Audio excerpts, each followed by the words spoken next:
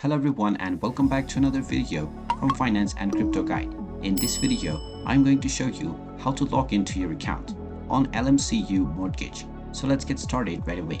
First of all, open up your web browser and then in the address bar type in lmcu.org and press enter. You will now be taken into the official website for Lake Michigan Credit Union. Now in order to log into your account, click on the login button at the top right corner.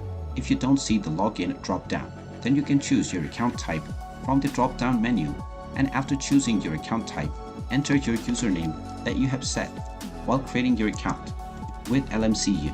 Then type in your password or your passcode within the password box underneath, and then you can click on the login button, and then you will be logged into your LMCU mortgage account right away. In case you have forgotten your password, you can click on the forgot password button underneath and you will be allowed to reset your credentials. And there you have it. That is how easy it is to log into your account with LMCU Mortgage. If you find this video helpful, make sure you hit that like button and subscribe to our channel if you haven't done so already. Also ring that notification bell to never miss another update from us. Thank you for watching and I will see you again in the next video.